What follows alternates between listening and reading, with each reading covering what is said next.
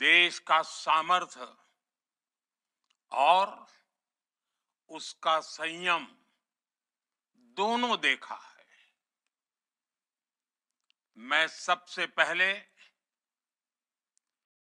भारत की पराक्रमी सेनाओं को, सशस्त्र बलों को, हमारी खुफिया एजेंसियों को, हमारे वैज्ञानिकों को, हर भारतवासी की तरफ से सैल्यूट करता हूं। हमारे वीर सैनिकों ने ऑपरेशन सिंदूर के लक्ष्यों की प्राप्ति के लिए असीम शौर्य का प्रदर्शन किया। मैं उनकी वीरता को, उनके साहस को, उनके पराक्रम को आज समर्पित करता हूं हमारे देश की हर माता को, देश की हर बहन को और देश की हर बेटी को ये पराक्रम समर्पित करता हूं।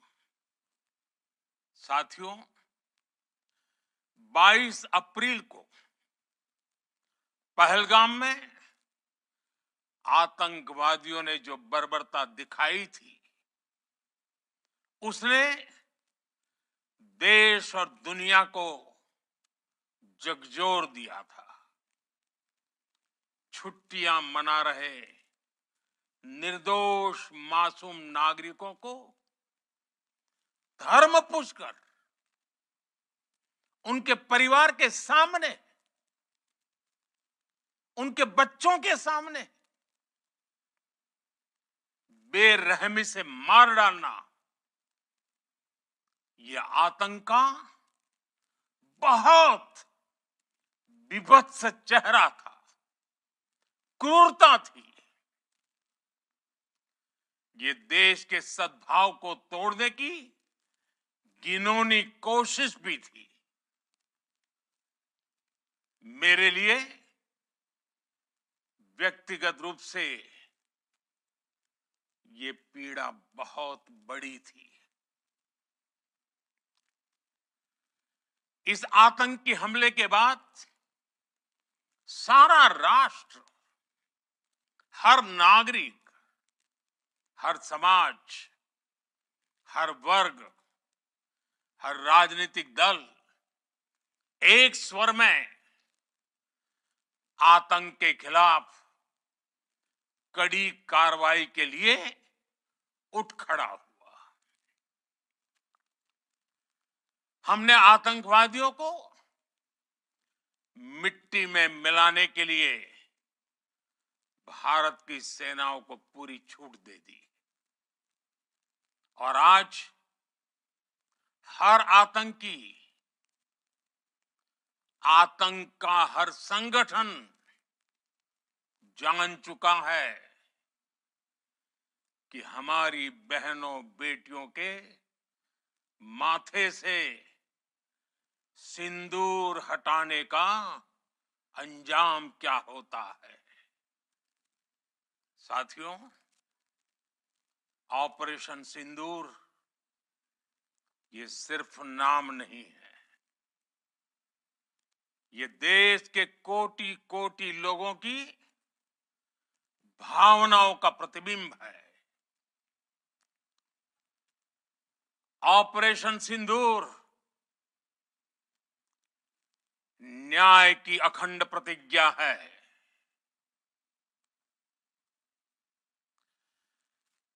6 मई की देर रात, 7 मई की सुबह पूरी दुनिया ने इस प्रतिज्ञा को परिणाम में बदलते देखा है। भारत की सेनाओं ने पाकिस्तान में आतंक के ठिकानों पर उनके ट्रेनिंग सेंटर्स पर सटीक प्रहार किया। आतंकियों ने सपने में भी नहीं सोचा था कि भारत इतना बड़ा फैसला ले सकता है। लेकिन जब देश एकजुट होता है, नेशन फर्स्ट की भावना से भरा होता है, राष्ट्र सर्वोपरि होता है, तो फौलादी फैसले लिए जाते हैं, परिणाम लाकर दिखाए जाते हैं। जब पाकिस्तान में आतंक के अड्डों पर भारत की मिसाइलों ने हमला बोला, भारत के ड्रोन्स ने हमला बोला, तो आतंकी संगठनों की इमारतें ही नहीं,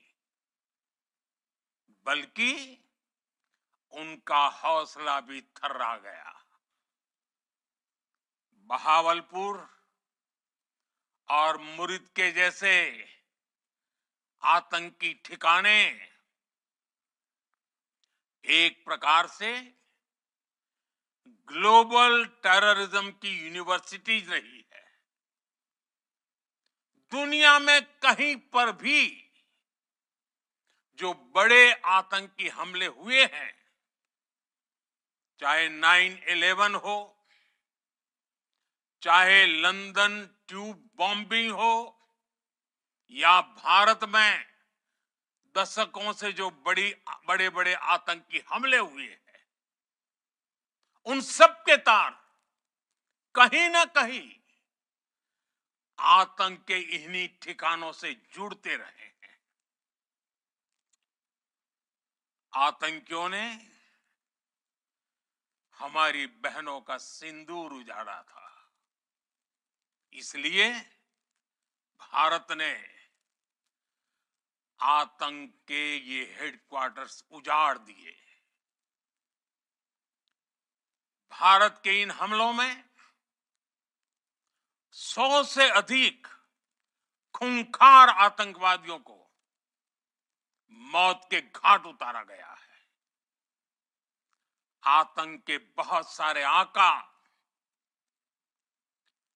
बीते 2.5-3 दशकों से खुलेआम पाकिस्तान में घूम रहे थे, जो भारत के खिलाफ साजिशें करते थे। उन्हें भारत ने एक झटके में खत्म कर दिया। साथियों, भारत की इस कार्रवाई से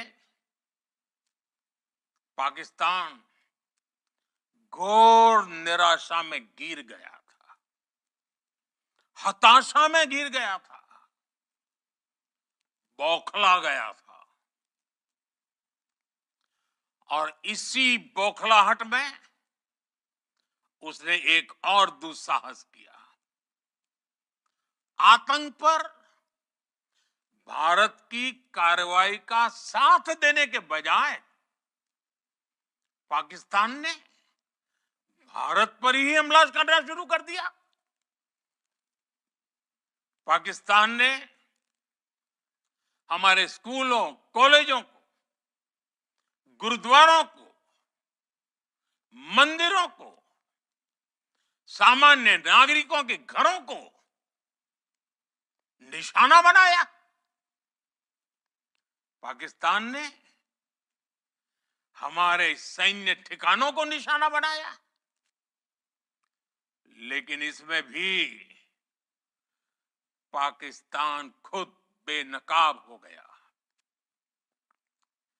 दुनिया ने देखा कि कैसे पाकिस्तान के ड्रोन्स, पाकिस्तान की मिसाइलें भारत के सामने तिनके की तरह बिखर गई। भारत के सशक्त एयर डिफेंस सिस्टम ने उन्हें आसमान में ही नष्ट कर दिया। पाकिस्तान की तैयारी सीमा पर वार की थी, लेकिन भारत ने पाकिस्तान के सीने पर वार कर दिया। भारत के ड्रोन्स, भारत की मिसाइलों ने सटीकता के साथ हमला किया। पाकिस्तानी वायुसेना के उन एयरबेस को नुकसान पहुंचाया, जिस पर पाकिस्तान को बहुत घमंड था। भारत ने पहले 3 दिनों में ही पाकिस्तान को इतना तबाह कर दिया, जिसका उसे अंदाजा भी नहीं था। इसलिए भारत की आक्रामक कार्रवाई के बाद पाकिस्तान बचने के रास्ते खोजने लगा। पाकिस्तान दुनिया भर में तनाव कम करने के लिए गुहार लगा रहा था,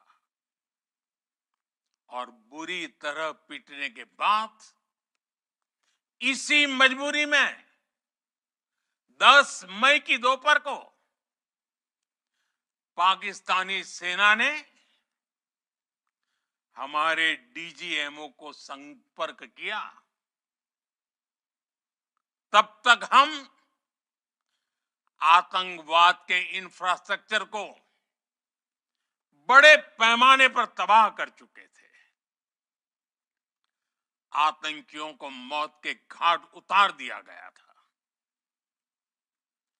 पाकिस्तान के सीने में बसाए गए आतंक के अड्डों को हमने खंडहर बना दिया था।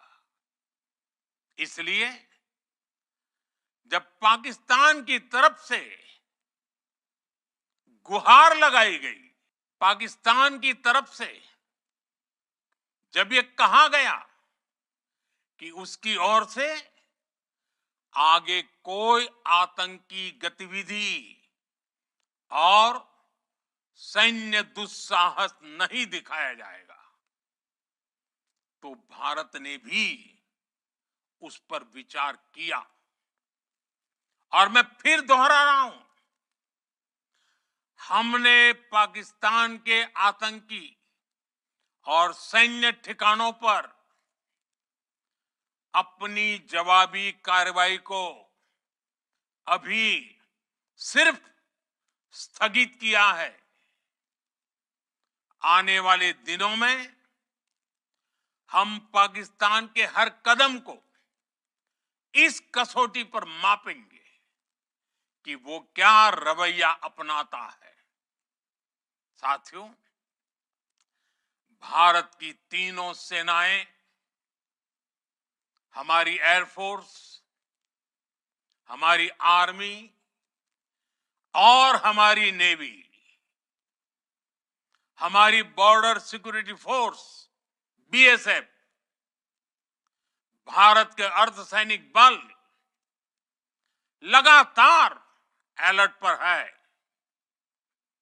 सर्जिकल स्ट्राइक और एयर स्ट्राइक के बाद अब ऑपरेशन सिंदूर आतंक के खिलाफ भारत की नीति है।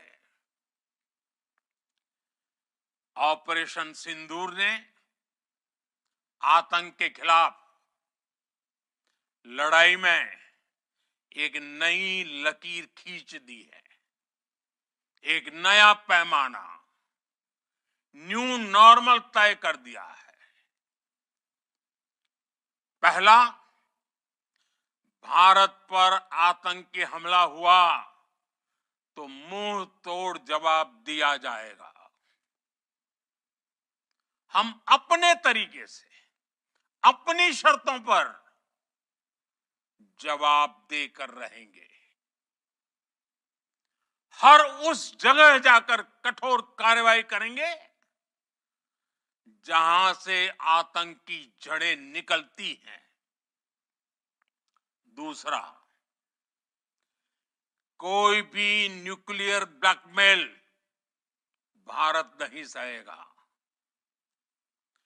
न्यूक्लियर ब्लैकमेल की आड़ में पनप रहे आतंकी ठिकानों पर भारत सटीक और निर्णायक प्रहार करेगा। तीसरा, हम आतंक की सरपरस्त सरकार और आतंक के आकाओं को अलग अलग नहीं देखेंगे। ऑपरेशन सिंदूर के दौरान दुनिया ने पाकिस्तान का वो घिनौना सच फिर देखा है, जब मारे गए आतंकियों को विदाई देने पाकिस्तानी सेना के बड़े बड़े अफसर उमड़ पड़े। स्टेट स्पॉन्सर्ड टेररिज्म का ये बहुत बड़ा सबूत है। हम भारत और अपने नागरिकों को किसी भी खतरे से बचाने के लिए लगातार निर्णायक कदम उठाते रहेंगे।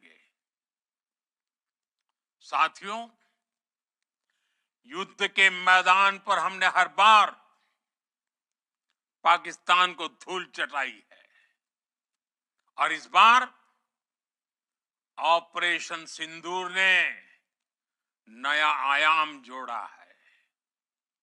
हमने रेगिस्तानों और पहाड़ों में अपनी क्षमता का शानदार प्रदर्शन किया और साथ ही न्यू एज वॉरफेयर में भी अपनी श्रेष्ठता सिद्ध की। इस ऑपरेशन के दौरान हमारे मेड इन इंडिया हथियारों की प्रामाणिकता सिद्ध हुई। आज दुनिया देख रही है 21वीं सदी के वॉरफेयर में made in India defence equipments, इसका समय आ चुका है। साथियों, हर प्रकार के आतंकवाद के खिलाफ हम सभी का एकजुट रहना, हमारी एकता हमारी सबसे बड़ी शक्ति है। निश्चित तौर पर ये युग युद्ध का नहीं है, लेकिन ये युग आतंकवाद का भी नहीं है। टेररिज्म के खिलाफ जीरो टॉलरेंस, ये एक बेहतर दुनिया की गारंटी है। साथियों, पाकिस्तानी फौज, पाकिस्तान की सरकार जिस तरह आतंकवाद को खाद पानी दे रहे हैं, वो एक दिन पाकिस्तान को ही समाप्त कर देगा। पाकिस्तान को अगर बचना है तो उसे अपने टेरर इंफ्रास्ट्रक्चर का सफाया करना ही होगा। इसके अलावा शांति का कोई रास्ता नहीं है। भारत का मत एकदम स्पष्ट है।